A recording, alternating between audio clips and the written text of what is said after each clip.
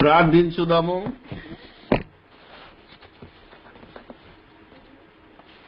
పరిశుద్ధుడవైన మా తండ్రి, పరలోకమందును నిన్ను నమ్మినా నమ్మకపోయినా వ్యతిరేకించిన మనుషులందరిలో అందరుగా ఉన్న మా ప్రియ పరలోకపు కన్న తండ్రి, మీకు స్తోత్రాలు చెల్లిస్తూ ఉన్నాం. మీ అనాది సంకల్పం మేరకు దేవా, మీ రాజ్యంలోనికి మమ్మల్ని పిలుచుకొని ఆ రాజ్యంలో ఏ విధంగా బ్రతకాలో ప్రతిదినము నేర్పుతున్నందుకు స్తోత్రాలు చెల్లిస్తూ ఉన్నాం. దేవా, ఈ రాజ్యంలోకి వచ్చిన తర్వాత మా శరీరంలోనూ మా ఇంట్లోనూ దేవా, మా సమాజంలోనూ ఎలా పోరాడాలో కూడా నేర్పుతున్నందుకు స్తోత్రాలు చెల్లిస్తూ ఉన్నాం. దేవా, నిజంగా మాకిచ్చిన ఈ భాగ్యాన్ని బట్టి వేవేల కృతజ్ఞతాస్తుతులు స్తోత్రాలు సమర్పిస్తున్నాం. మాకొస్తున్న ఈ శోధనలను బట్టి దేవా, మా మధ్యలో రగులుతున్నటువంటి అసంతృప్తిని బట్టి, సమస్తాన్ని బట్టి దేవా, మాకు శోధన జయించడానికి కావలసిన శక్తి ఇంకా దయచేయండి. విశ్వాసములో బలపడుటకు, విశ్వాస సంబంధమైన పోరాటం చేయడానికి నీ ఆత్మ సహాయము మాకు అనుగ్రహించుమని నిన్ను నీ కుమారుణ్ణి ఈ లోకంలో ఏ విధంగా ఎత్తి పట్టుకోవాలో, ప్రకటించాలో ప్రతిరోజు నేర్చుకుంటున్న మేము ఎంతవరకు నేర్చుకున్న దానిని బట్టి తండ్రి, లేదా విన్న దానిని బట్టి ఎంతవరకు మేము బ్రతుకుతున్నాము అని ఆలోచించుకొని మా విశ్వాసాన్ని పరీక్షించుకునే భాగ్యం కూడా దయచేయమని ప్రార్థన చేస్తున్నాం. దయగల మా దేవుడా, ఈరోజు కూడా మేమేదైతే నేర్చుకోబోతున్నామో దానిని ఆషామాషిగా కాకుండా ఆచరణలో పెట్టే వారమే ఉండగలుగునట్లు మీ కృపా, మీ కాపుదలాన్ని సన్నిధి మాకు ఇవ్వమని, మా ఇంట్లోనూ మా ఒంట్లోనూ మాకు తెలిసిన వారితోనూ మేము తెలిసిన వారితోనూ జరుపుతున్నటువంటి ఈ పోరాటంలో అంతిమ విజయం మాకిస్తారని, అలా మీరు ఆనందిస్తారని నమ్ముతూ ఈ ప్రార్థన మా ప్రభువు, మీ ప్రియకుమారుడైన యేసుక్రీస్తు పవిత్రమైన నామంలో అడిగి వేడుకొనుచున్నాము మా పరమ తండ్రి. ఆమేన్. క్రీస్తునందు ప్రియమైన దేవుని వారలారా, యేసుక్రీస్తును ప్రభువని నమ్మి దేవుణ్ణి తండ్రి అనే అధికారము పొందిన నాతో పాటు ఈ వాక్యం వింటున్నా అందరికీ ప్రభు పేరిటనే నా వందనాలు, శుభములు తెలియచేస్తూ ఉన్నాను. వీటన్నిటికీ కారణభూతుడైన మన పరమ తండ్రికి, మన రక్షకుడైన క్రీస్తు యేసు ద్వారానే పరిశుద్ధాత్మ యొక్క సహవాసముతో వేలాది స్తుతి స్తోత్రాలు మనందరి తరపున సమర్పిస్తూ ఈ దినం దేవుని యొక్క జ్ఞాన గ్రంథం, మనుషులందరి జీవ గ్రంథం, ప్రతి మానవుడి బ్రతుకు పుస్తకమైన ఈ బైబిల్ గ్రంథంలో నుంచి మరొక అంశాన్ని మనం నేర్చుకోవాలి. ఈరోజు మనము లేఖనాల నుండి పరిశీలించి, పరిశోధించి, ఆలోచించి, గ్రహించి దాని ప్రకారము ప్రవర్తించవలసిన అంశం ఏంటంటే, క్రైస్తవ జీవితమే నిజంగా ఒక పోరాటమా? ఎందుకంటే చాలా మంది ఈ దేవుని రాజ్యంలోనికి ప్రవేశించి బలాత్కారముగా దాన్ని ఆక్రమించుకున్నారు. అంటే బేసిక్ లేకుండా, మారు మనసు లేకుండా ఆలోచన చేయగలిగితే ఈ రాజ్యంలో ప్రవేశించి ఈ రాజ్యం యొక్క పతనానికి పాటుపడుతుండగా ఈ లోపలున్న శత్రువులతో పోరాటము,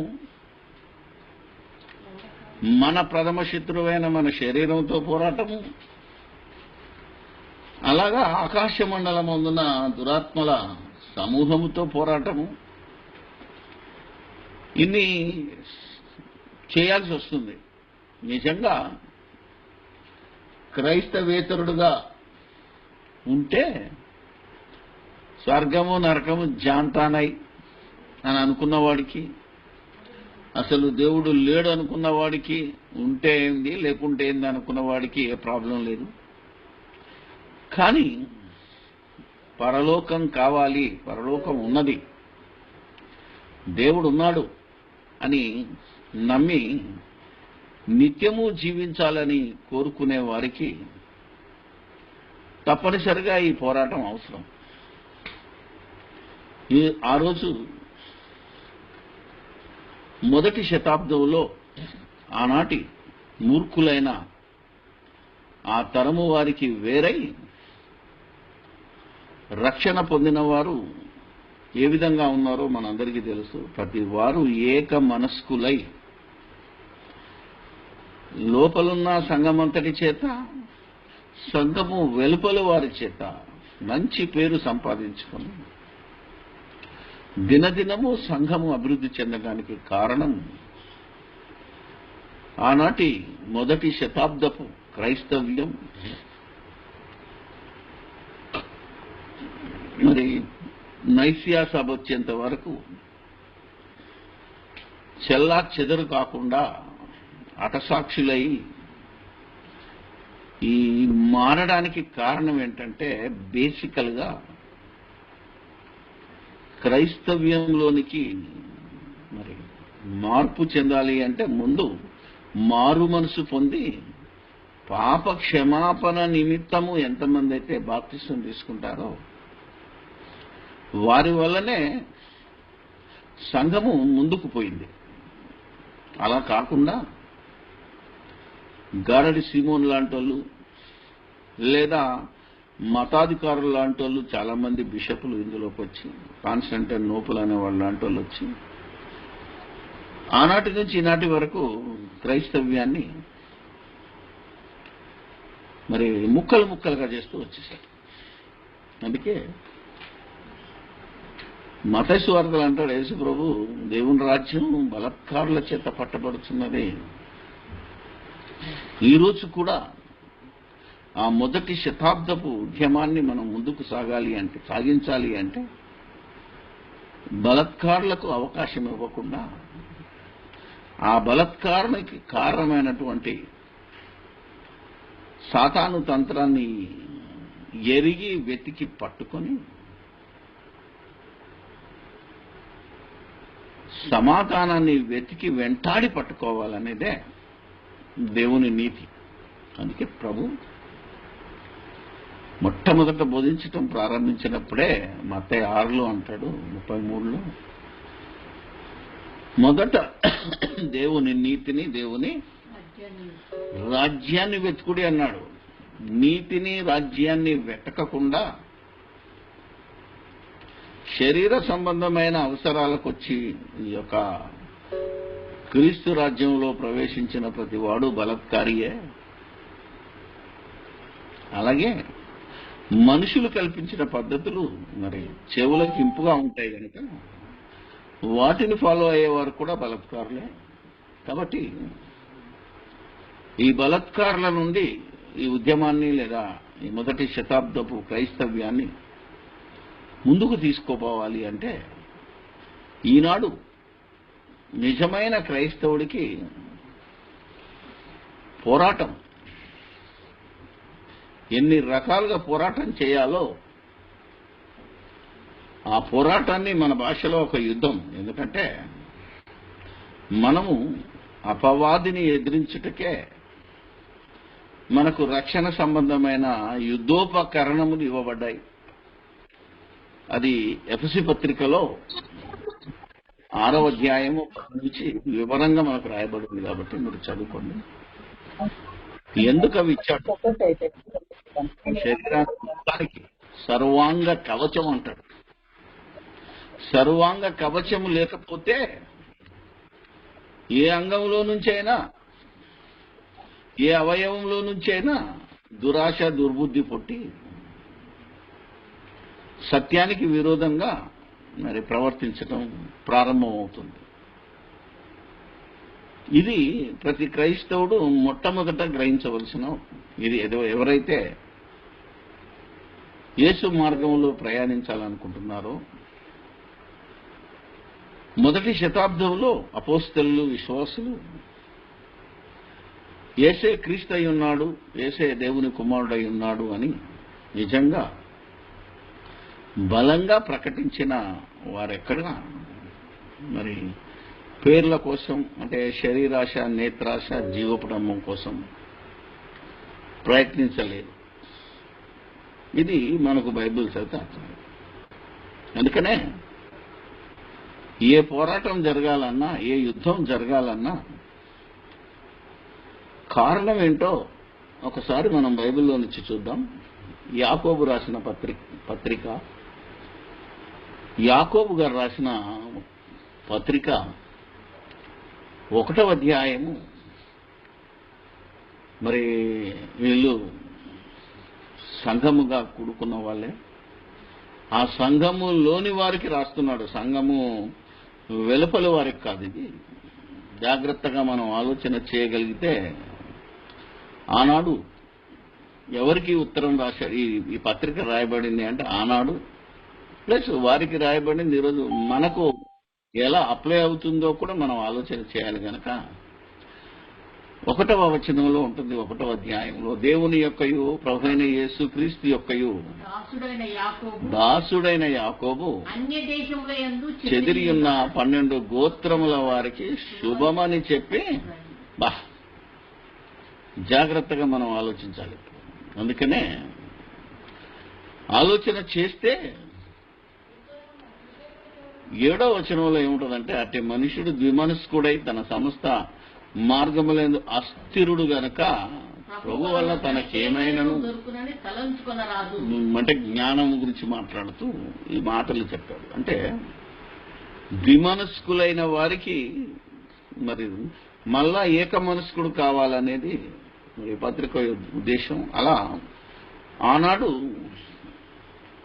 ఇశ్రాయేలులో ఉన్నటువంటి ఆ 12 గోత్రాలలో జాగ్రత్తగా మనం ఆలోచన చేస్తే ఉన్నవారిలో ఏం జరుగుతుంది అంటే, సంఘం అయిపోయింది, సంఘం కట్టబడింది, అందులోకి వచ్చేస్తారు. వారిలో మళ్ళా యుద్ధాలు ప్రారంభమయ్యాయి, పోరాటం ప్రారంభమైంది. ఏంటట? మీలో యుద్ధములు పోరాటములు దేని నుండి కలుగుతున్నవి? మీ అవయవములలో పోరాడు మీ భోగేచ్ఛల నుండియే కదా. చూసావా?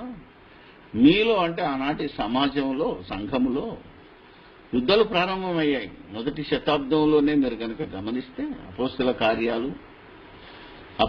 కార్యములు 6వ అధ్యాయము ఎప్పుడైతే సంఖ్య విస్తరిస్తుందో, మంది ఎక్కువైతే మజ్జిగ పలసం అవుద్దని ఆలోచన చేయాలి మనం. మొదటి మన మీటింగ్కి సదస్సుకి 4వ సదస్సు వచ్చేసరికి మంది ఎక్కువయ్యారు. మీ అందరికీ తెలుసు. మంది ఎక్కువ కాగానే ముసలం పుడుతుంది తప్పకుండా. ఎందుకంటే అందరినీ నాకున్న అనుభవంలో అంటే జస్ట్ ఉదాహరణ చెప్తున్నాం, మన తరంలో మన ముందు జరుగుతున్నది. ఆలోచన చేయాలి. ఒక్కొక్కసారి ఒక్కొక్క రకమైన అసంతృప్తి బయలుదేరింది. ఇక్కడ కూడా ఏమంటున్నారంటే, ఆలోచన చేస్తే 6వ అధ్యాయంలో ఆ దినములలో శిష్యుల సంఖ్య విస్తరించినప్పుడు అనుదిన పరిచర్యలో చిన్న చూపు చూసిరనియో ఇదా గ్రీకు భాష మాట్లాడు యూదులు సనగసాగిరే. ఆలోచన చేయాల. అప్పుడు 12 అపోస్తలులు శిష్యుల సమూహం పిలిచి మేము దేవుని వాక్యం బోధిస్తామని ఆహారం పంచిపెట్టుటకు యుక్తం కాదు, కాబట్టి సోదరులారా ఆత్మతోనూ జ్ఞానంతోనూ నిండుకొని మంచి పేరు పొందిన 7 మనుషులను మీలో ఏర్పరచుకొనుడి, మేము వారిని ఆ పనికి నియమితుము. అయితే మేము ప్రార్థన యందును వాక్య పరిచర్య యందును ఎడతెగకయుందుమని చెప్పి. ఈ మాట జన సమూహం అంతటికి ఇష్టమైనందున వారు విశ్వాసముతోనూ పరిశుద్ధాత్మతోనూ నిండుకున్న వారైనా ఇక ఆ తర్వాత చాలు. మనం ఈ రోజు కూడా ఈ ఉద్యమంలో పెరుగుతున్న కొద్దీ సాతాను తప్పకుండా ప్రవేశిస్తాడు. ప్రవేశించి మాకు చిన్న చూపు అంటే మమ్మల్ని సరిగా చూసుకోలేదు, ఒక దగ్గర పడక సరిగా లేదు. అవునా కదా, మన కళ్ళ ముందున్న ఉదాహరణ చెప్తున్నాను, వేరేది కాదు. అక్కడ కూడా జరిగింది. మాకు తిండి సరిగా లేదు, మాకు ట్రాన్స్పోర్ట్ సరిగా లేదు. ఇప్పుడు వచ్చిన మాట ఏంటంటే దూరం ఉన్నది. ఆలోచన చేయాలి. మరి దూరం ఉన్నది జాగ్రత్తగా గమనిస్తే ఒక్కొక్కరు మాట్లాడుతున్న మాటలో ఏం ప్రవేశించింది అంటే, మన శరీరములో ఇప్పుడు పోవాలనా వద్దా సదస్సులకు అని అంటే, మీలో యుద్ధములు పోరాటములు దేనివల్ల కలుగుతున్నవంటే మీ అవయవంలో పోరాడు మీ భోగేచ్ఛల నుండి కదా. అంటే ఒక పూట నిద్రపోవడానికైనా 2 పూటలు తిండికి అవస్థపడ్డా ఇది మన శరీరం ఒప్పుకోవట్లేదు. ఆలోచించాలి. మనము పాట పాడతాం, మన్నే గదయ్యా మన్నే గదయ్యా అని, అవునా కాదు? కానీ ఈ మంటిలో నిద్రపోనేయడానికి ఇప్పుడు కూడా మన్నే. ఇది ఏదో చచ్చిపోయిన తర్వాత మన్ను కాదు, బతికున్నప్పుడు మన్ను. ఈ మన్ను ఎక్కడ పడితే అక్కడ పడుకోవడానికి ఇష్టపడతలేదు. అంటే మన శరీరములో పోరాడుతున్న అవయవులలో పోరాడుతున్న భోగేచ్ఛ జాగ్రత్తగా గమనిస్తే. కాబట్టి క్రైస్తవ జీవితంలో ఈ పోరాటం మన అవయవములలో పోరాడుతున్న ఈ భోగేచ్ఛలను, ఇందులో మనకేదో గొప్పతనం రావాలి, మనకేదో పేరు రావాలి, మమ్మల్ని సరిగ్గా చూస్తలేరు, చిన్న చూపు చూస్తున్నారు అనే ఒక భావం ఎప్పుడైతే వస్తుందో అప్పుడు వాళ్ళు ఏమన్నారంటే, ఎలాంటి వాళ్ళు కావాలా వాళ్ళను నడిపించడానికంటే పరిశుద్ధాత్మ అంటే జ్ఞానముతోనూ విశ్వాసముతోనూ. ఏంటా విశ్వాసము? పరిపూర్ణ విశ్వాసం అంటారు. ఏది మన నపుంసకం దగ్గర, ఇనోపు దగ్గర. పరిపూర్ణ విశ్వాసము అంటే మాకు పరలోకం కావాలి, అది మాకు యేసుప్రభువే ఇస్తాడు. ఆ యేసుప్రభువే ఆయన మార్గంలో మేము నడవాలి. ఆయన ఏదైతే చెప్పాడో అందులో మేము వస్తాము. అంటే ప్రతి దినము ఆయనను వెంబడించేవాడు ఏం చేయాలంటే ప్రతి దినము తన సిలువనెత్తుకొని నన్ను వెంబడించమన్నాడు. అంటే ప్రతిరోజు మన సిలువ, శ్రమలు, నిందలు, అవమానాలు ఏది ఉండదు, అన్నిటినీ తట్టుకోవాలి. అందుకే ఇశ్రాయేలుకు మాట చెప్పాడు బతుకున్నప్పుడు, క్రైస్తవుడికో మాట చెప్తాడు. ఇదే యాకోబులో సంఘం ఏర్పడిన తర్వాత సంఘంలోని వారికి చెప్తాడు. ఇశ్రాయేలుకి ఏమంటే మమ్మను శోధనలోనికి తేకుండా దుష్టుడి నుండి తప్పించు. కానీ యాకోబు పత్రిక ఎంత బాగా రాశాడు అంటే, శోధన సహించువాడు ధన్యుడు. ఎలాంటి టెంప్టేషన్ వచ్చినా, ఎలాంటి కష్టం వచ్చినా, ఎలాంటి అసంతృప్తి వచ్చినా దాన్ని సహించువాడు ధన్యుడు. ఇది క్రైస్తవుడికి రాసిన మాట. ఇశ్రాయేలుకు రాసిన మాట శోధన తప్పించు అన్నాడు. యుద్ధము యెహోవాదన్నాడు వాళ్లకు. కానీ మీరు అపవాదిని ఎదిరించుడి, వాడు మీ యుద్ధ నుండి అపవాదిని ఎదిరించలేక చతికిల పడితే మీరు సైనికుడిగా, మనం సైనికుడిగా ఉండడానికి అనర్హులం. ఎందుకంటే ఒక్కసారి నీరసం నిస్సత్తు వచ్చింది అంటే అవతల లేపెత్తాం. జాగ్రత్తగా మనం ఆలోచించాలి. ఒక్కసారి ఇలాంటి భావము మనలో ప్రవేశించిందంటే సైన్యంలో వీడు ఆగాడు అనుకో. మాకు ఒకసారి ఒక ఆయన చెప్తున్నాడు, ఏం బాబు మిలిటరీలో అందరూ మరి చాలా వరకు అప్పుడు తాగుతారు యుద్ధంలో అంటే, మన గురేంటిది శత్రువును కాల్చాలంతే. ఒకవేళ అయ్యో అన్నాం అనుకోండి, క్షణపాటులో వాడిని కాలుస్తాడు. గెలవాలంటే నీ గోల్కి వెళ్ళాలి. అలాంటి మత్తులో కూడా ఉంచుతారట, మనకు తెలియదు కానీ ఉదాహరణ చెప్పాను, దీన్ని సీరియస్గా తీసుకోకండి. మనలో ఏం జీలు ఉండాలి, మనకేం ఉండాలంటే మాకు పరలోకం కావాలి. దట్సాలు ఏది వచ్చినా, ఏది అడ్డం వచ్చినా రాకుండా. ఈ పరలోకం మనకు రావాలి, మనకు తెలిసిన వాళ్ళకి రావాలంటే మనం సత్యాన్ని ప్రకటించాలి. మనము పరిశుద్ధులకు అంటే ఏదైతే యూదా పత్రికలో 3లో ఉంటుందో, ఒక్కసారి అప్పగింపబడిన బోధ నిమిత్తము పోరాడము అన్నాడు. అంటే ఇప్పుడు మనము ఆనాడు పరిశుద్ధులైన అపోస్తులకు, ఆనాడి పరిశుద్ధమైన సంఘానికి ఒక్కసారే అప్పగింపబడిన బోధ అన్నాడు. ఒక్కసారి అంటే మళ్ళీ మళ్ళీ కాదు. ఎందుకంటే పౌలు చెప్పాడు, మేము ప్రకటించిన ఈ సువార్త మరి ఒకరు చెప్పడానికి వీల్లేదు. వన్స్ వి రిటర్న్ మాట్లాడాము, మేము రాశాము, దీన్ని మేమైనను మరి ఒకడు వచ్చినా శాపగ్రస్తుడైపోతాడు అన్నాడు. గల్తీ పత్రిక 1వ అధ్యాయం 6 నుంచి 9 వచ్చింది. కాబట్టి మనము దేని నిమిత్తం పోరాడుతున్నాము? ఈ పోరాటంలో మన భోగేచ్ఛలకు, మన శరీర అవయవాల కోరికలకు, మన శరీరాశ, నేత్రాశ, జీవపు డంబాలకు స్థానం లేదు. ఇలాంటి వారే పోరాటం చేయడానికి అర్హులు. ఆలోచన చేయాలి మనం. ఎందుకంటే ఎన్నో ఉన్నాయి మనకు ఉదాహరణలు. పోరాటం చేయాలి అంటే, యుద్ధం చేయాలి అంటే, ఎందుకంటే అందులో ఈ మార్గం ఎలాంటిది? ఇరుకు మార్గం. మీ అందరికీ తెలుసు, లోకాలో చెప్తాడు, ఇరుకు మార్గమున ప్రవేశింప పోరాటం చేయండి అన్నాడు. 13 లూకా 13, 22, 24లో ఇరుకు మార్గమున ప్రవేశింప పోరాటం చేయమన్నాడు. ఆ పోరాటంలో కొందరు పడిపోతారని చెప్పాడు. అంటే ఆయన అన్నాడు కాబట్టి పడిపోతామా? ఆయన అన్నాడు కాబట్టి పడిపోకుండా నిలబడాలి. అది మోస్ట్ ఇంపార్టెంట్. అప్పుడు ఏ భేదం లేదు, అందరూ పాపం చేసి అన్నాడంటే మనం చేయకుండా ఉండాలా. చేస్తున్నారు, చేసి అందలేకపోతున్నారు కాబట్టి అందరూ చేస్తున్నారు, నేను చేస్తున్నాను అనకూడదు. ఆయన చేసి అన్నాడంటే చేయని వాడు దేవుడు అనుగ్రహించే మహిమను పొందుతాడు. చాలా మందిని ఎందుకు అలా మాట్లాడాడు అనేది అర్థం కాదు మీకు. దేవుని నీతిలోకి వెళ్తే మనము పరిగెత్తాలని, మనం గెలవాలనే ఆ మాట.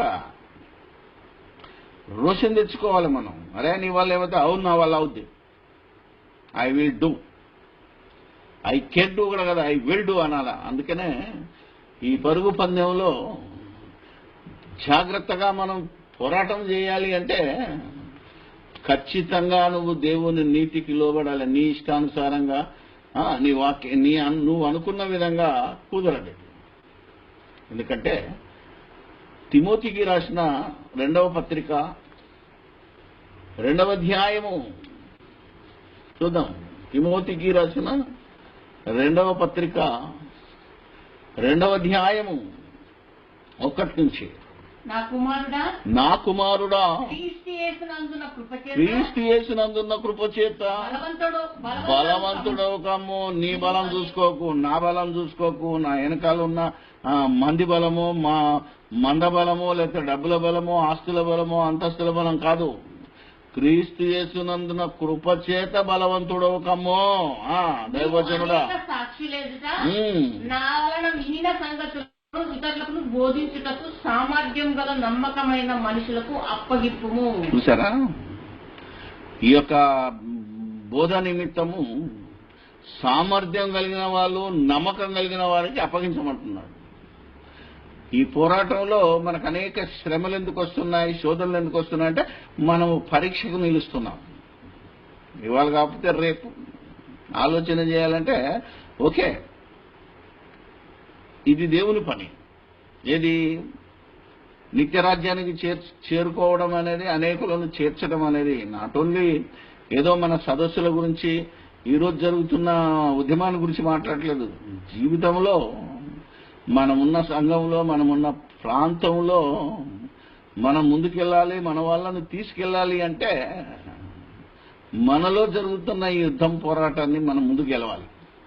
అందుకే ఎవరికి అనేకుల సాక్షులు ఎదుట నా వలన వినిన సంగతులను ఇతరులకు బోధించుటకు సామర్థ్యము గల నమ్మకమైన మనుషులకు అప్పగించుమో. ఇప్పుడు అది ప్రాబ్లం.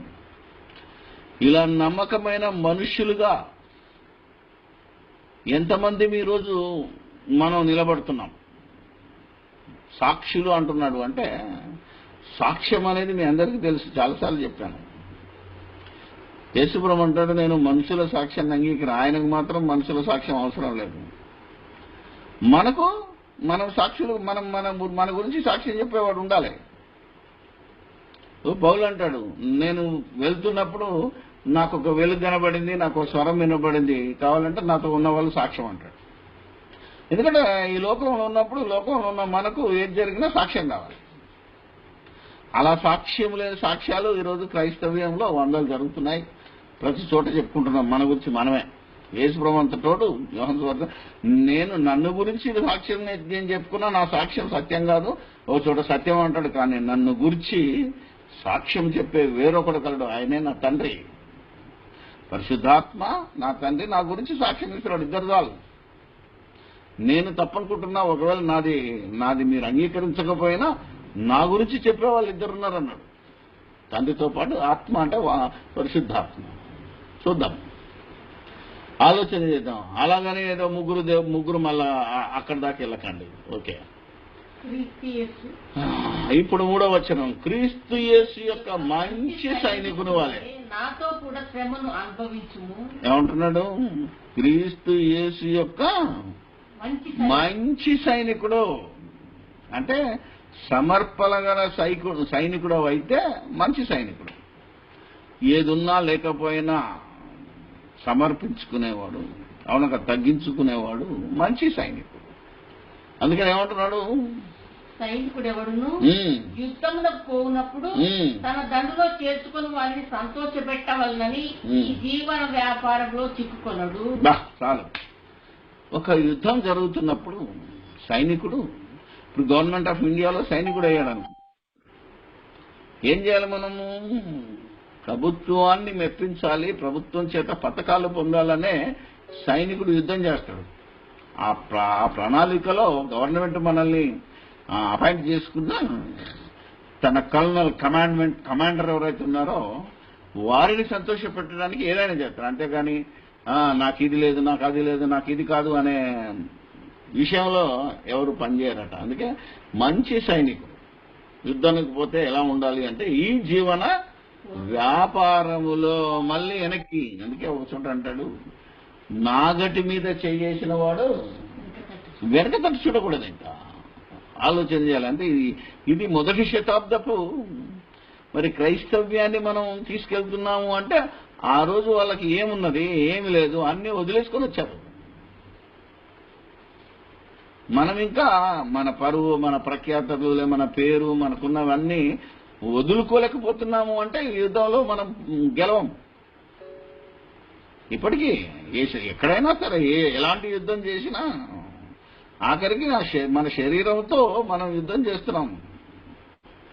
మన భోగేచ్ఛల కోసం మన శరీరంతో మనం పోరాడుతున్నాం. నాకు అది కావాలి, ఇది కావాలంటారు. షడప్. ఈరోజు ఈ విషయంలో ఇంట్లో పోరాటం, ఒంట్లో పోరాటం, నో ప్రాబ్లం అంటారు. అవునా కదా? చూద్దాం. మరియు 5వ వచనంలో మరియు గట్టి అయిన వాడు పోరాడునప్పుడు నియమము ప్రకారము పోరాడకుంటే వానికి కిరీటం దొరకదు. నియమము ప్రకారము నువ్వు అపాయింట్ అయినప్పుడు, నువ్వు యుద్ధంలోకి వచ్చినప్పుడు ఏదైతే రాసుకున్నావో, ఏదైతే ఒప్పుకున్నావో దాని ప్రకారంగా నువ్వు పోరాటం చేయాలి. కానీ మధ్యలో వెనకంజ వేయడానికి వీల్లేదు. ఎందుకంటే రాకపోయినా పర్లేదు, కానీ వచ్చినాం అనుకో, వచ్చి వెళ్ళిపోతే చాలా ప్రమాదం. ఇది అవిశ్వాసంలో చాలా ప్రమాదం ఉంటుంది. అందుకనే ఒక యుద్ధం, ఒక పోరాటం చేస్తున్నాం మనం. అదే పౌలు అంటాడు కొరింథీయులకు రాసిన 2వ పత్రిక. ఏంటా యుద్ధం అంటే 10వ అధ్యాయం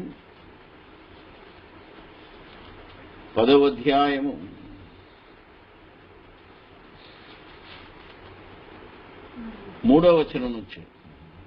కొరింథీయులకు రాసిన 2వ పత్రిక 10వ అధ్యాయము 3వ వచనం ఉంది. శరీర ప్రకారము నడుచుకొని మేము శరీరదారులమై నడుచుకొనుచున్నను. మాకు శరీరం ఉంది, మాకు అవయవాలు ఉన్నాయి, మా అవయవాలకు కోరికలు ఉన్నాయి, అన్నీ ఉన్నాయి. అలా ఉన్న శరీరదారులమై నడుచుకొనుచున్నను. శరీర ప్రకారం యుద్ధము చేయాలి. వాళ్ళంటే శరీరానికి లోబడకుండా దేవుని నీతికి లోబడి, దేవుని ఆజ్ఞకు లోబడి యుద్ధం యుద్ధము చేస్తాం, అంతేకాని శరీర సంబంధమైన యుద్ధం కాదు.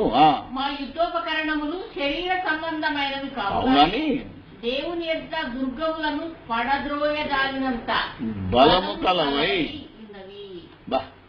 ఎలాంటివి? దేవుని ఎదుట సాతాను మన ఎదుట దుర్గాలను కట్టాడు. ఆ దుర్గంలో మొదటిది ఏంటంటే నేను ఇలా అనే మరి ఎవరైతే ఉంటారో, నేను నా దగ్గర చాలా ఉందబ్బా, నా దగ్గర నేను ఏదైనా చేయగలనబ్బా అనే మాట ఎవరికైతే ఉంటుందో, నేను అనే ఆ యొక్క కోరిక కలిగిన వారి వల్ల ఏది కాదు. జాగ్రత్తగా వినండి.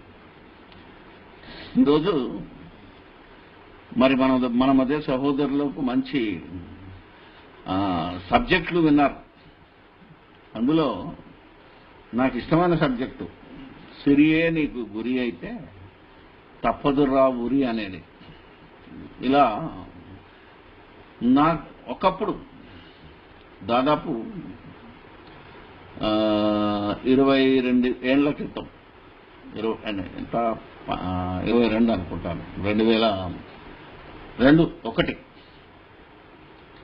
దయ్యమా దైవమా అని ఈ ఆంధ్రప్రదేశ్ అంతా మరి సువార్త ప్రకటించిన వ్యక్తులకు అందులో ఒక మాట బాగుండేది. నాకు అది ఇప్పటికీ మనసులో పడ్డది, కానీ చెప్పిన వాళ్ళకు పడలేదు అనేది నా బాధ అంతా. ఇప్పటికి కూడా మనం చెప్పినామే, కానీ దానికి లోబడుతున్నామా అనేది మోస్ట్ ఇంపార్టెంట్. ఎందుకంటే మరి ఆ సభల్లో పెద్ద ఆయన ఏమన్నారంటే, కరెంటు షాకుల నుంచి వచ్చే బయటపడవచ్చు, కానీ కరెన్సీ షాకు నుంచి బయటపడడం అసాధ్యమని మనందరికీ బోధించేశారు. నిజంగా అది నా నరనరాల్లో పాతుకుపోయింది. కానీ చెప్పిన ఆయన నిలబడలేదు, కరెన్సీ షాక్లో పడిపోయాడు. అలా పాటలు పాడుతున్న వారైనా మాట్లాడుతున్న వారైనా మన ముందున్న ఒక వ్యక్తిని మనం పడిపోయాడు ఎలాగో చూసుకుంటే మనము కూడా ఒక బుద్ధి కలుగునట్లు. చాలా మంది పడిపోయారు. వాళ్ళందరినీ చూస్తే మనకు ఎందుకు రాయబడింది అంటే, ఒక ధనవంతుడు వచ్చాడు, వాడు బహుగా మరి ధనవంతుడు గనక నిత్య జీవానికి రాలే, ఎందుకంటే వాడు ధనమందు ఆసక్తి ఉంచాడు. అప్పుడు ఆయన ఏమన్నాడు, ధనవంతుడు పరలోక రాజ్యంలో ప్రవేశించడం అదెలా కుదురుతుంది, మేము ఉన్నాం కదా, మేమేం చేయాలి అంటే, మనిషికి విశ్వాసముతో పరలోకం కావాలి అనే వాడికి సమస్తం సాధ్యమే. అలా మన ముందున్న ఒక మనిషే, ఆయన కూడా పౌలు. అలాగే మనిషిలాగానే మన మధ్యలో సంచరించిన మనిషి, మహోన్నతుడైన ప్రభువు కూడా ఆయనకు సమస్తం సాధ్యమైంది. ఆనాడు 30,000 మందితో ప్రారంభమైన ప్రారంభ సంఘం వారు తమ స్థిరాస్తులను అమ్మి అపోస్తల పాదముల వద్ద పెట్టి నేను ఇంత ఇచ్చాను కనుక నాకు ఇంత వాట కావాలని అడగలేదు. అందరూ సమానంగా పంచుకున్నారు. అది ఎలా సాధ్యము? ఆలోచన చేయాలా? అంటే నీవు నిజంగా విశ్వాసముతో పరిశుద్ధాత్మతో నిండుకొని పరలోక సంబంధమైన ఈ పోరాటంలో పిలుపులో పాలు పొందితే మనం ఏదైనా చేయగలం. ఆస్తులు అంతస్తులు అంటే ప్రాణాన్నే పెట్టగలం తృణప్రాయంగా. ఈరోజు పెట్టలేకపోతున్నాం. ఒక భక్తుడు బ్రతుకుట క్రీస్తు కొరకే, చావైతే లాభం అన్నాడు. కానీ ఇంతవరకు హృదయపూర్వకంగా ఈరోజు ఈ యొక్క పోరాటంలో పాలు పొందుతున్నవారు కానీ, క్రైస్తవుడిగా బైబిల్ పట్టుకొని బోధిస్తున్నవాడు కానీ, వింటున్నవాడు కానీ ఏ ఒక్కరైనా హృదయపూర్వకంగా అంటే మరి మొదటి శతాబ్దంలో ఉన్నట్టు వారిలాగా బ్రతకాల. జాగ్రత్తగా వినండి. అందుకనే క్రీస్తునందు ప్రేమైన వాళ్ళారా, మనము ఎలాంటి యుద్ధములను చేస్తున్నాము అంటే పోనీ శరీర సంబంధమైనవి కావు కానీ మేము 5వ వచనంలో 10 వితర్కములను దేవుని గూర్చిన జ్ఞానమును అడ్డగించు దోషి ప్రతి ఆలోచనను క్రీస్తుకు లోబడినట్లు చెరపట్టి. అంటే వితర్కములను ఈరోజు మనలో ఉన్న సహోదరులు ఈ వితర్కములను దేవుని గురించిన జ్ఞానాన్ని అడ్డగిస్తున్న ప్రతి ఆటంకమును పడదోస్తున్నారు. ప్రతి ఆలోచనను క్రీస్తుకు లోబడినట్లు చెరపట్టారే తప్ప పెడుతున్నాం మనం, ఓకే. బట్ మన శరీరాన్ని మనం చెరపడుతున్నామా? ఇది లేకపోతే అన్నీ సున్నా. అర్థమైందో లేదో? ఎందుకంటే పోరాటము పౌలు గారు ఎవరితో చేశారో తెలుసా? రోమీలకు రాసిన పత్రిక ఈరోజు మనమంతా క్రీస్తు యేసులోనికి బాప్తిసం తీసుకున్న వారు, మారు మనసు పొంది పాప క్షమాపణ కోసమే బాప్తిసం తీసుకున్న వారమైనా చూడు, పరిశుద్ధాత్మను పొందిన ఆయన రోమీలకు రాసిన పత్రిక ఆలోచన చేద్దాం. 7వ అధ్యాయము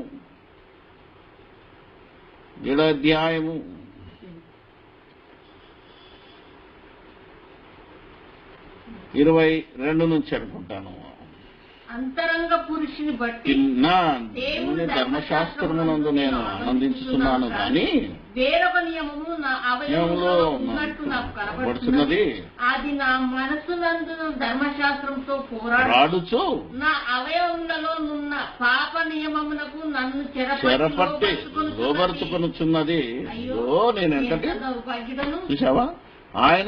ఆయన శరీరంలో జరిగిన యుద్ధంలో, పోరాటంలో ఆయన గెలిచాడు. అందుకే నేను మంచి పోరాడి తిని అంటాడు. మీ అందరికీ చాలాసార్లు చెప్తాను, తిమోతితో రాస్తూ, నేను మంచి పోరాడాను కాబట్టి నేను పోరాటంలో గెలిచాను, నాకు ఒక జీవ కిరీటం ఉంది, అది నాలాగా పోరాడిన వారికి దొరుకుతుంది అన్నాడు. ఇప్పుడు మీరు ఆలోచించాలి, ఎలా మనం పోరాడాము, ఎలా పోరాడుతున్నాము. వాక్యం చెప్పటంలో పోరాటమే కాదు, నీ ప్రవర్తనలో, నీ యొక్క సమస్తములో ఒక పౌలు ఎలా పోరాడాడో ఒక మంచి పోరాటం. అదే ఇంతకుముందు కూడా చెప్పడం, మంచి పోరాటం. ఈ మంచి పోరాటంలో ఎంతమందిని గెలుస్తున్నాం, ఎంతమందిని పడిపోతున్నాం. ఈరోజు ఈ గ్రూప్లోనే ఉన్నవారు కాదు, ఏదైతే ఈ మెసేజ్ ఎంతమందికి అయితే వెళ్తుందో క్రైస్తవులు అనే ప్రతి ఒక్కరికి ఇదొక కనువిప్పు, ఇంక్లూడింగ్ మీ, నాకు కూడా. ఎందుకంటే నేను ఎంతో వరకు వచ్చినా ఇంకా రాలేదు, పరిపూర్ణతలోనికి నేను రాలేదు, పోరాటం చేస్తున్నాను. కానీ పౌలు గెలిచాడంటున్నాడు. నా పరుగు కడ ముట్టించి తిని అనే మాట మాట్లాడాడు. కానీ ఇది మనుషుల సమాధి రాళ్ళ మీద రాయడానికే పనికొస్తుంది కానీ ఒకడు బతుకుండగా చెప్పడం లేదనేది మన కళ్ళ ముందున్న వాస్తవం. గతంలో ఏం జరిగిందో మనకు తెలియదు, రాబోయే కాలంలో ఏం జరుగుతుందో మనకు తెలియదు. కానీ నాకున్న తరంలో ఈ సమాధి మీద రాసుకున్న వాళ్ళలో చాలా మంది దానికి అర్హులు కారు. పోరాటం అనగానే ఏదో అవతులంతో ఛాలెంజ్ చేసి అవతలంతో డిబేట్ చేసి నేను ఓడించినా, నన్ను నువ్వు ఓడించినావా, నేను నిన్ను ఓడిస్తా, ఇది కాదు పోరాటం. ఆ పోరాటం నిన్ను ఎవడు చేయమని చెప్పలే. అర్థమైందా లేదా? నువ్వు ప్రకటించుకుంటూ వెళ్ళిపోవడం ఛాలెంజ్లు, డిబేట్లు ఏ ఒక్కడికి క్రైస్తవుడికి వాళ్ళు చేశారు, స్థిరపరిచిందని మనం పోరాడవలసింది ఆకాశ మండలమందున్న దురాత్మల సమూహం ఉన్నది. ఈరోజు అధికారులే కాదు, ఈ లోకనాథులే కాదు, క్రైస్తవ్యంలో కూడా కపట సహోదరులు వచ్చారు. భిన్నమైన సువార్తను బోధించే వాళ్ళు, లోపల ఒకటి మనసులో ఒకటి, అంటే కపట సహోదరులు. ఇలాంటి వారు క్రైస్తవంలో మరి ఎందుకు మాక్సిమం ఉన్నారు అంటే వాళ్లకు దేవుని నీతిని వెతకటం, దేవుని రాజ్యాన్ని వెతకటం వాళ్ళ వల్ల కాలేదు, వాళ్ళకి ఎవడు చెప్పలేదు కూడా. నిజంగా మారు మనసు పొంది బాప్తిసం పొందరా బాబు అని ఎంతమంది చెప్తున్నాం? ఎంతోమంది నిజంగా మారు మనసు పొంది పాప క్షమాపణ నిమిత్తమే బాప్తిసం తీసుకున్న వాళ్ళు మనలో ఎంతమంది ఉన్నారు? లేరు కనుకనే మనం పడిపోతున్నాం. ఈరోజు ఇంత గట్టిగా నిలబడే వాళ్ళు మరొకసారి ఆలోచించాలి. మనం తీసుకున్నప్పుడు బాప్తిసం ఏమని తీసుకున్నాం? యేసు దేవుని కుమారుడని నమ్మి పాప క్షమాపణ నిమిత్తమే మారు మనసు పొంది బాప్తిసం పొందామా? వచ్చిన తర్వాత మారు మనసు పొందుదాములే అనుకొని వచ్చిన వాళ్ళు ఉన్నారా? ఎంతమంది? కాబట్టి జీవన వ్యాపారంలో చిక్కుకొనకుండా సులువుగా చిక్కులు పెట్టు పాపమును విడిచిపెట్టి ఈ శరీరములో పరిశుద్ధతను, ఈ శరీరముతో యుద్ధం చేసి ముందు దీంట్లో పరిశుద్ధతను సంపాదించుకోమని మరి తెస్సలోనికలకు రాసిన 2వ పత్రిక 4వ అధ్యాయం ఉంటుంది. మీరు పరిశుద్ధులకు అగుటయే దేవుని చిత్తం. అంటే శరీరాన్ని పరిశుద్ధంగా మార్చుకోవాలి. ఒక మరి యేసుప్రభు అయితే మనకు మాదిరి, ఆయనకు కంపల్సరీగా ఆయన గురించి మాట్లాడాల్సిన అవసరం లేదు. ఒక పౌలు ఒక సంఘంలో పత్రికలలో రాస్తుంటూ పరిశుద్ధులకు ఉండుటకుగా పిలువబడ్డవారు ఒకసారి అంటాడు, పరిశుద్ధులకు అంటాడు. అంటే అప్పటికి కొందరు పరిశుద్ధులై శరీరాన్ని జయించిన వారు ఉన్నారు, శరీర ఆశలను, శరీర కోరికలను. అందుకే పరిశుద్ధులకు అన్నారు. అలాగే యాకోబే అది యూదా ఏమనంటే పరిశుద్ధులకు ఒక్కసారి అప్పగింపబడిన బోధ నిమిత్తము అన్నాడంటే ఆనాడు పరిశుద్ధులైన వారికి. జాగ్రత్తగా మనం ఆలోచన చేస్తే చాలాసార్లు చెప్పాను, పవిత్రురాలైన కన్యకగా, పరిశుద్ధురాలైన కన్యకగా సంఘము ప్రారంభంలో ఉన్నది. ప్రారంభ శతాబ్దంలోనూ ఏదైతే అపోస్తలు బ్రతుకున్న కాలము వారెవరైనా ఏదైతే చేతులు పెట్టి ప్రార్థన చేశారో వారు బ్రతుకుతున్న కాలం బాగానే ఉండే. కానీ ఎప్పుడైతే ఈ యొక్క 3వ శతాబ్దంలో ఇక శరీర సంబంధులైనటువంటి పోపులు, రకరకాల మనస్తత్వం గల బలత్కారులు ఈ సంఘములో ప్రవేశించారో, అలాంటి 1వ శతాబ్దం కూడా ప్రవేశించారు. అప్పటి వరకున్న దేవుని రాజ్యం బలత్కారంతో పట్టబడ్డ యేసుక్రీస్తు వచ్చిన తర్వాత దేవుని రాజ్యం కొంతకాలము పవిత్రంగా, పరిశుద్ధంగా బ్రతికింది. అలాంటి పవిత్రమైన, పరిశుద్ధమైన సంఘమే ఎత్తబడుతుంది కనుక ఈరోజు సంఘముగా కూడుకుంటున్న, సమాజంగా కూడుకుంటున్న మనం, సదస్సులు జరుపుకుంటున్న మనం ఎంతవరకు దేవుని నీతిని, దేవుని రాజ్యాన్ని వెతుకుతున్నాం? దురాత్మల సమూహంతో పోరాటంతో పాటు శరీరంలో యుద్ధం ఆపగలుగుతున్నామా? కుటుంబాలలో మరి కుటుంబంలో వారు కూడా ఆనాడు విశ్వాసులైన వారిని వెంట పెట్టుకొని తిరిగాడు, అపోస్తలు తిరిగారు. వారు ఎలాంటి ఏమంటారు అది అపోహలకు కానీ, అపార్థాలకు కానీ, సనుగుడు గొనుగులకు కానీ లేకుండా వాళ్ళు సువార్త వ్యాప్తి కోసం పోరాడారు. ఈరోజు కూడా అదే సువార్తను ప్రకటించాలని, అదే సంఘాన్ని విస్తరించాలని, అదే విధానంలో క్రీస్తు యేసును ఘనపరచాలని తద్వారా యేసుక్రీస్తు తన తండ్రిని మొదటి శతాబ్దంలో ఉన్న క్రైస్తవులు దేవుని గణపరిచినట్టు గణపరచటానికి ఎంతమంది సిద్ధంగా ఉన్నారో వారి కోసమే ఈ బోధ తప్ప నామకే వాస్తు వచ్చిన వాళ్ళ కోసం కాదు. క్రీస్తులోనికి అడుగడుగున యుద్ధం, అడుగడుగున పోరాటం. అందుకనే మన శరీరంతో పాటు, సంఘంలోతో పాటు, ఇంటితో పాటు సువార్త విశ్వాస పక్షమున పోరాటం చేయమని ఫిలిప్పీ పత్రికలో ఉంది. ఇది చదివించి ముగిస్తాను. క్రైస్తవుడు చేయవలసిన యుద్ధం గురించి చెప్పాను, పోరాటం గురించి చెప్పాను. ఎందుకు పోరాటము? మన మధ్యలో ఈ పోరాటాలకు మనం లేదా ఈ యుద్ధంలో ఓడిపోతున్నాము అంటే మన శరీరాశ, నేత్రాశ, జీవపడం. మనకున్న వాటిని చూసుకుంటున్నాం, మన శరీరం వైపు చూసుకుంటున్నాం. నేను ఎప్పుడు మామూలుగా బాప్తిసం ఇచ్చేటప్పుడే చెప్తాను, నా వైపు చూస్తే కుదరదు. ఐబీటీ లేదు, ఏ బీటీ లేదు, ఏ సంఘం లేదు. విశ్వాసమునకు కర్త, దాన్ని కొనసాగించేవాడైనా యేసు వైపు చూడు. మొదటి శతాబ్దపు క్రైస్తవ్యం బ్రతికిన విధానాలను చూడు. మధ్యలో ఏది జరిగినా నీ ఆత్మకు నువ్వే ఉత్తరవాది. ఎప్పుడైతే నువ్వు క్రీస్తు యేసులోనికి బాప్తిసం తీసుకున్నావో ఇక యుద్ధం నీది, పోరాటం నీది. దేవుడు వెనకాల ఉంటాడు, నువ్వు ముందుండాలి. జాగ్రత్త. అందుకనే ఫిలిప్పీ పత్రికలు అంటాడు,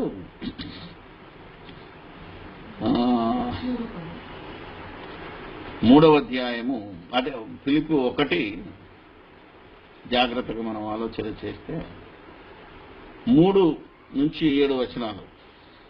మొదటి దినం నుండి ఫస్ట్ ఎంటర్ అయిన కానుంచి సువార్త విషయంలో మీరు నాతో పాలివారైనట చూచి మీలో ఈ సత్క్రియను ఆరంభించిన వాడు యేసుక్రీస్తు దినము వరకు దానిని కొనసాగించునని రూఢిగా నమ్ముచున్నాను. చూసావా? అంటే మొదటి దినం యేసుక్రీస్తులోనికి వచ్చినప్పటి నుంచి మొదటి శతాబ్దపు క్రైస్తవ్యం కావాలి.